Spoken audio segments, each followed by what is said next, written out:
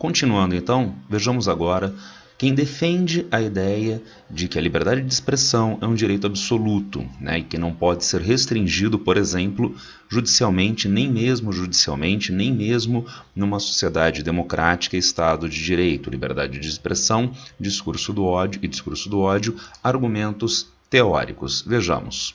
Busca da verdade. Então, o primeiro argumento da dita falibilidade humana. O ser humano não é onisciente, o ser humano não sabe tudo e, consequentemente, nós podemos cometer erros em um determinado momento histórico. Aquilo que hoje se manifesta como algo falso, aquilo que hoje se manifesta como algo eticamente insustentável, pode se manifestar de outra forma no futuro. Então, o argumento de quem um argumento de quem defende a impossibilidade de restrição da liberdade de expressão é esta busca da verdade, na medida em que tolher o que hoje é considerado falso e eventualmente seja considerado verdadeiro impede hoje que nós tenhamos esse acesso mais fácil à eventual verdade. Outro argumento, o chamado mercado de ideias, é um argumento tão caro aos neoliberais, aos anarcocapitalistas e principalmente aos grandes meios de imprensa. Então, a ideia análoga à ideia de produtos, bens, serviços no mercado. Então, a colocação de um produto de péssima qualidade no mercado, haveria necessidade de restrição deste produto? Não, porque o próprio mercado, as pessoas no mercado não comprariam, não adquiririam este produto, fazendo com que a empresa deixasse de colocá-lo no mercado, a empresa falisse. A mesma coisa as ideias estão estapafúrdias, perderiam espaço neste dito mercado de ideias e, de uma forma ou de outra, não deveria haver, então, restrições judiciais à liberdade de imprensa, à liberdade de expressão. Problemas dos argumentos anteriores. Concentração dos meios de imprensa, como nós vimos na apresentação anterior, no vídeo anterior. Os meios de imprensa são altamente concentrados.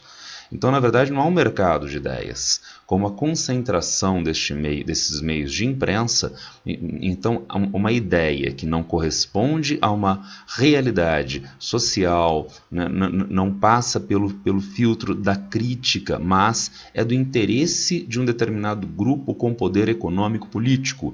Esse grupo pode utilizar os meios de comunicação sem regulamentação, com vistas à perpetuação dessas ideias, fazendo com que não haja, então, na prática, esse dito mercado de ideias. Não há em hipótese alguma, na verdade. Este é um sonho estúpido, anarcocapitalista, que não corresponde a qualquer realidade. Vamos imaginar, fora do dito mercado de ideias, seria possível um restaurante comercializar alimentos de baixo valor nutricional que causam males à saúde e num preço absurdamente caro? Então, isso não aconteceria, Segundo a ideia de mercado, o consumidor não seria estúpido para comprar uma coisa como esta. O consumidor não seria estúpido para comprar um lanche do McDonald's. Então existe o fast food, da mesma forma como, através dos meios de imprensa concentrados, ao invés da ideia paradisíaca de um mercado livre concorrencial de ideias, não. O meio de imprensa, veiculando as necessidades do grupo dominante, impõe uma determinada ideia, mesmo que ela não corresponda à realidade, mesmo que ela não tenha sustentação do ponto de vista ético. E, além disso, a ideia de falibilidade humana. Então, o que hoje não seria verídico, eventualmente pode vir a ser. Mas, na verdade, o discurso do ódio tem qual valor de verdade? O discurso que nega a humanidade do outro tem qual valor de verdade? Não há valor de verdade num discurso que negue a humanidade alheia. E ainda mais, esse discurso normalmente é constituído de forma densa, através de uma perversão de fatos, para que a narrativa discursiva racista, xenófoba, misógina, possa se fechar, impedindo que o outro, impedindo que o interlocutor possa dialogar também. Eu gostaria de colocar o trecho do filme para vocês, American History X, a outra história americana, mas o YouTube não deixa. O YouTube não deixa colocar nenhum trecho de filme, deste filme pelo menos. Trata-se de um filme no qual o personagem principal, vivido pelo Edward Norton, é um neonazista e neste momento ele está em discussão com o seu ex-professor, que é judeu, né? E ele não dá espaço, ele não dá margem para uma contra-argumentação. Não se trata, portanto, de uma relação dialógica ou dialética onde as partes colocam as suas visões de mundo com vistas à produção de uma terceira forma mais estável entre os dois. Não, não. Há apenas uma imposição de uma das partes sobre a outra, né? E esta imposição se dá a partir de um processo excludente, de exclusão do judeu, de exclusão do negro, do homossexual, da mulher, dentro dos processos sociais. Então, insisto, ideia de falibilidade humana. No futuro pode haver, quem sabe, a ideia de verdade inerente a esse discurso. Ao discurso do ódio? Ao discurso que nega o outro na sua humanidade? Não, isto não é possível. E ainda mais, dentro de um contexto de absolutização da liberdade de expressão e da liberdade de imprensa, como eu disse, tão caro aos anarcocapitalistas, tão caro aos meios de imprensa concentrados e aos grupos dominantes, há uma tendência de incomunicabilidade entre as partes. Então, eu que tenho uma visão de mundo, eu que tenho um determinado viés político-ideológico, só acesso meios de imprensa que veiculam de maneira irresponsável notícias que se adequam às minhas necessidades, dentro do já hoje velho conceito de pós-verdade.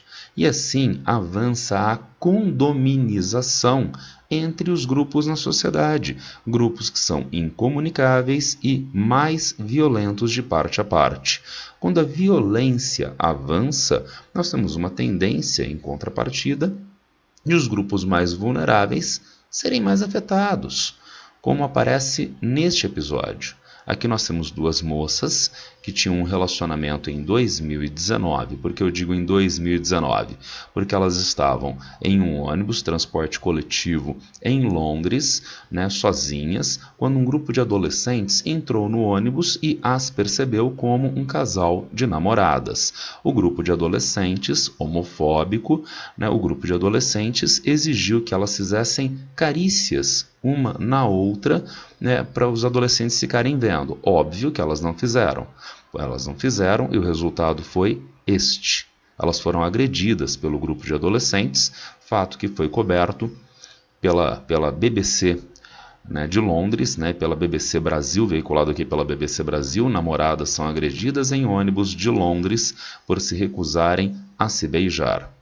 Então, lá está o grupo de homofóbicos e qual a informação que circula para eles? Apenas informações que validam a sua visão de mundo. Eles não têm contato com uma outra forma de entendimento da realidade.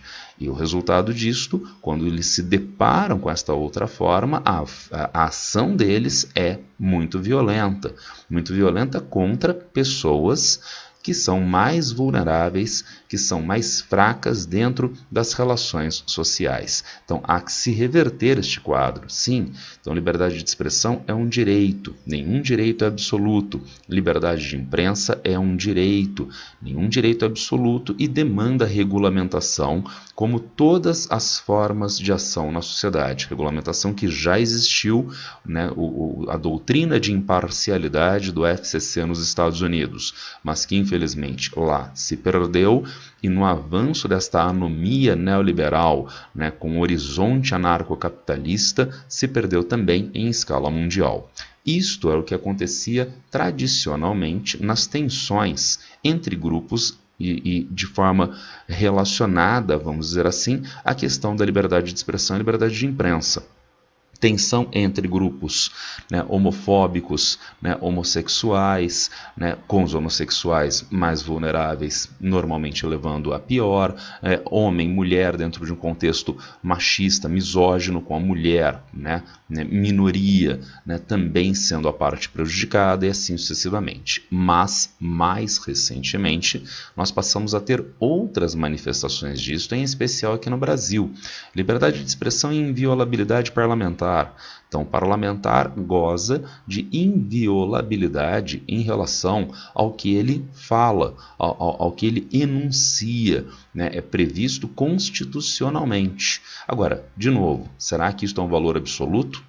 E ainda mais, como esta inviolabilidade de enunciação do parlamentar, artigo 53 da Constituição, está sendo utilizada hoje, está sendo utilizada na atualidade. É o que nós vamos ver no último vídeo.